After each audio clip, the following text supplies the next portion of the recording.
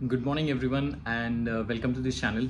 तो आज की इस वीडियो में हम बात करेंगे अरमान फाइनेंशियल्स के ऊपर, जो एक माइक्रो फाइनेंस सेक्टर में काम करने वाली कंपनी है, जिसका बहुत ही स्मॉल कैप कंपनी है। 1800 करोड़ का मार्केट कैप है।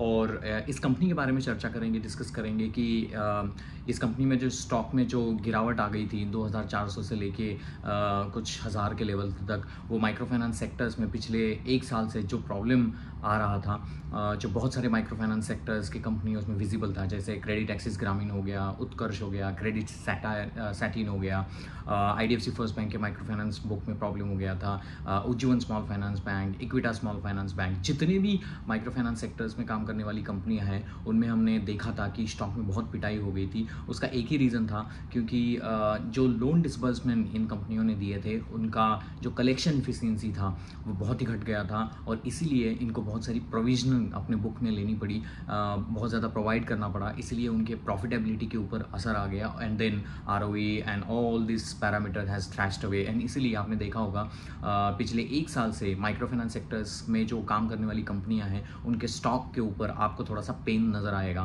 Because whole micro finance sector has been in the pain. RBI ने भी अपने जो मीटिंग्स होते हैं उनमें भी बहुत बार कहा है कि MSME सेक्टर्स में, माइक्रो फाइनेंस सेक्टर्स में जो एक प्रॉब्लम चल रहा है, उसको एड्रेस करने के लिए भी इन कंपनियों को कहा गया था। अभी तो ये तो पुरानी बात होगी। आपको एक समझना पड़ेगा कि मार्केट में आपको पैसे बनाने के लिए सबसे इंपॉर्टेंट चीज़ होती है कि आगे का ट्रेंड किस तरफ जा रहा है। मार्केट कभी भी पास्ट की तरफ नहीं देखता है, हाँ इसमें प्रॉब्लम हो गया है या इसमें इन सारी चीज़ें हो गई है। मार्केट आगे का देखता है, क्योंकि मार्केट जब भी देखता है कि यहाँ पर प्रॉब्लम शुरू होने वाली है, मार्केट पहले ही स्टॉक को हाफ कर देता है, इसीलिए कंसिडरिंग कि आगे जाके कंपनी का कुछ अच्छा नहीं हो रहा है। आप अगर देखोगे इन सारे स्टॉक में there is no buy and sell recommendation. आपने बॉटम से एक रिकवरी आते देखी है सारे स्टॉक में। इसका यही रीज़न है, क्योंकि इन सारे सेक्टर्स में जो काम करने वाली कंपनियां हैं, स्पेशली माइक्रो फाइनेंस में, जहां पर चीज़ें थोड़ी सी इम्प्रूव होनी शुरू हो गई है, तो जैसे ही मार्केट का सेंटिमेंट्स या फंडामेंटल चीज़ें किसी भी कंपनी के बारे में अच्छी होने शुरू हो जाती है, वैसे वैसे स्टॉक भी परफॉर्म करता रहता है। आपने देखा होगा कि कोई अगर 10% से ग्रोथ करने वाली कंपनी होगी, वो अगर अपना ग्रोथ गाइडेंस बढ़ाती है और एग्जीक्यूट करती है 15% के ऊपर, स्टॉक तेज़ी से ऊपर की तरफ बढ़ता है। अगर उसका मार्जिन प्रोफाइल जो है वो अगर बढ़ जाता है तो स्टॉक ऊपर की तरफ जाता है। वैसे ही इन अदर सेंस, अगर उसका मार्जिन प्रोफाइल, EBITDA मार्जिन हो, पैट मार्जिन हो, ऑपरेटिंग प्रॉफिट मार्जिन हो, वो अगर नीचे की तरफ जा रहा है, मतलब YOY लेवल की ऊपर उसका डीरेल हो रहा है, तो वहाँ पर आप देखो कि बहुत तेज़ी से स्टॉक जो है वो नीचे की तरफ जाना शुरू कर देता है। तो अरमान फाइनेंशियल्स के बारे में बात करेंगे। तो अरमान फाइनेंशियल ये जो कंपनी है वो माइक्रो फाइनेंस सेक्टर्स में काम करने वाली कंपनी है।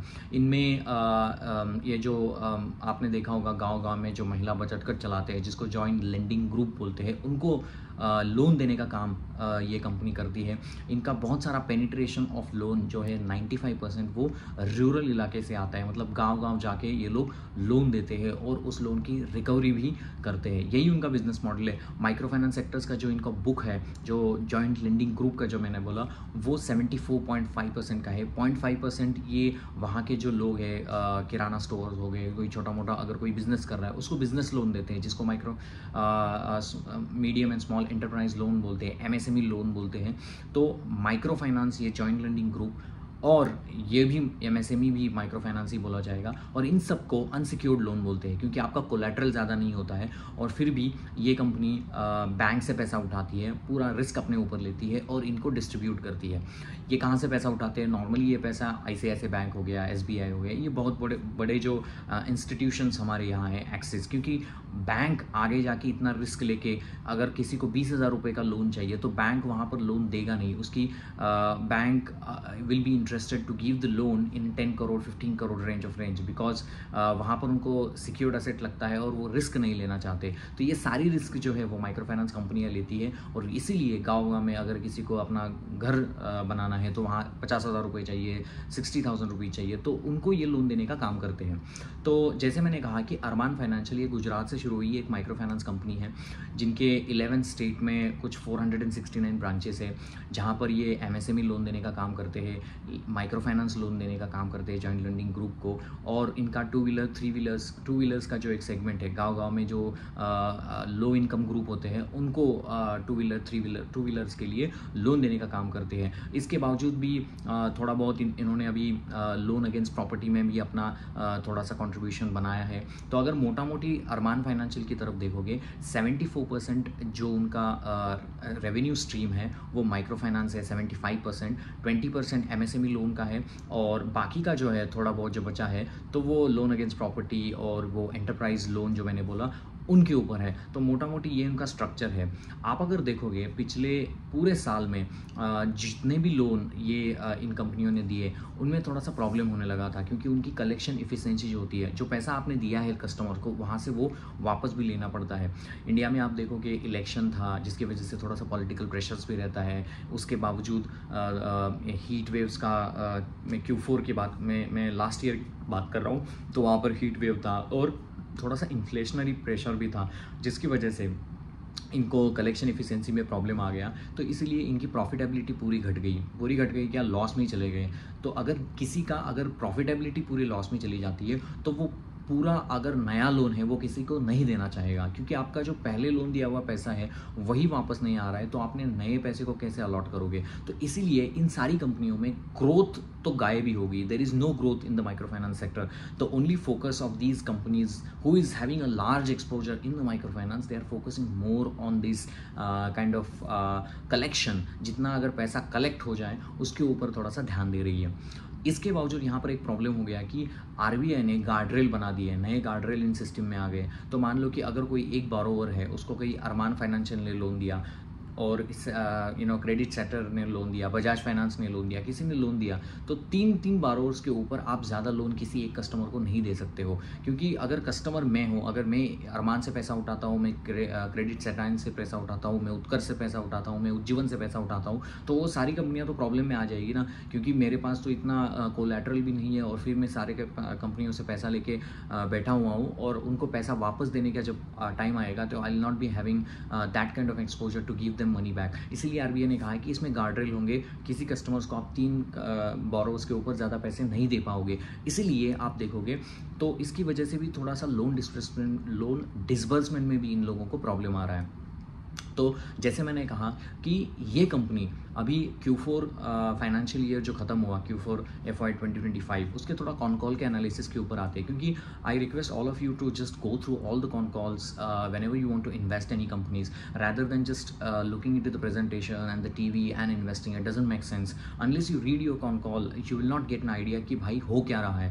सबसे इंपॉर्टेंट चीज़ है हो क्या रहा है। आप अगर देखोगे जितना बुरी तरह से कलेक्शन इफिशिएंसी ड्रॉप होते आ रही थी फाइनेंशियल ईयर दिसंबर तक, अभी जनवरी, फरवरी, मार्च में कलेक्शन इफिशिएंसी थोड़ी सी इंप्रूव हो गई है। जो कलेक्शन इफिशिएंसी 93 की तरफ गई थी वो भी 95 की तरफ आ गई है। मैं जनवरी के नंबर देखा, फरवरी के नंबर देखा और मार्च के नंबर देखा, collection efficiency of the loan is getting improve to 95.7%।